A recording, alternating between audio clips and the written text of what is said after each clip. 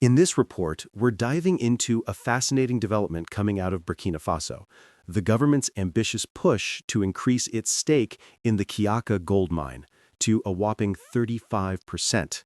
Now, the Kiaka mine is a big deal. We're talking potentially one of the largest gold mines in the country, operated by West African Resources. It's projected to produce hundreds of thousands of ounces of gold annually. But here's the thing.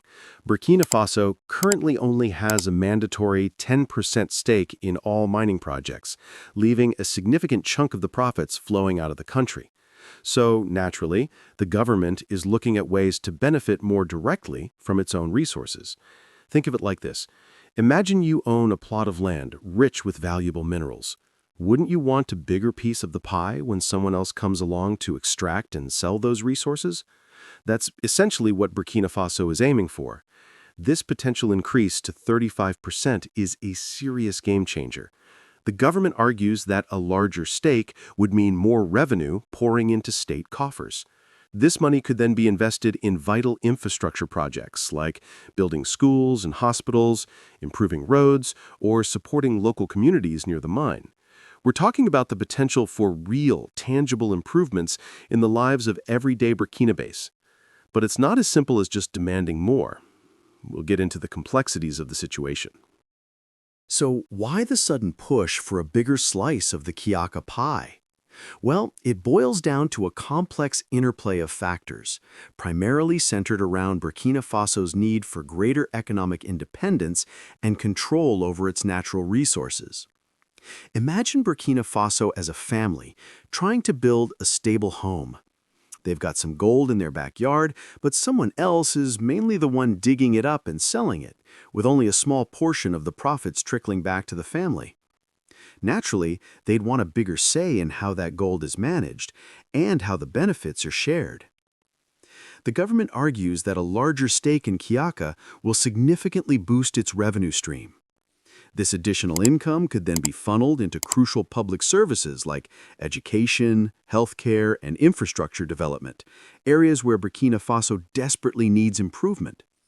Think of new schools built in rural villages, more doctors available in local clinics, and better roads connecting isolated communities. These are the tangible benefits the government hopes to achieve. Beyond the immediate economic gains, there's also a strong sense of national pride and ownership involved. Having a larger controlling interest in Kiaka allows Burkina Faso to participate more actively in decision-making processes, ensuring that the mine operates in a way that aligns with the nation's long-term sustainable development goals. This includes things like protecting the environment, providing fair wages and working conditions for Burkinabe miners, and fostering local community development. In essence, it's about Burkina Faso shaping its own destiny, rather than being entirely dependent on foreign interests.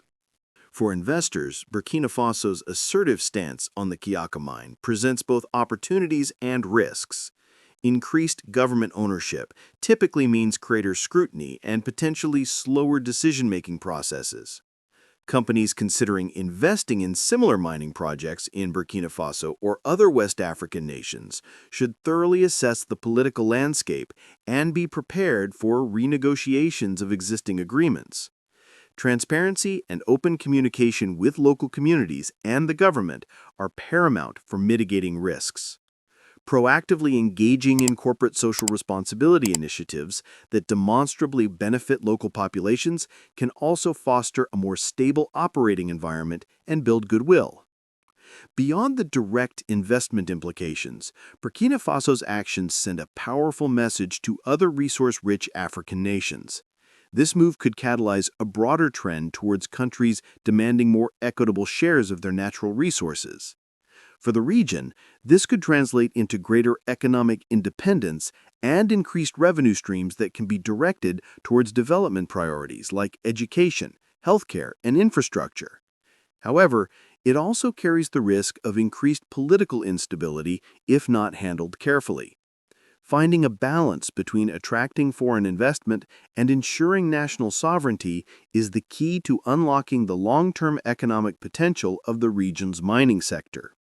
Future negotiations and projects will be closely watched as precedent-setting examples for the evolving landscape of resource extraction in Africa. This push highlights the country's desire for greater control over its natural resources and a bigger share in the profits. What do you think about this? Is this a positive step for Burkina Faso, or are there potential downsides? Let us know your thoughts in the comments below. If you found this video informative and insightful, hit that like button. And to stay updated on the latest developments in African economics, mining, and geopolitical strategy, be sure to subscribe to Pulse of Africa and turn on the notification bell icon. Until next time, stay informed.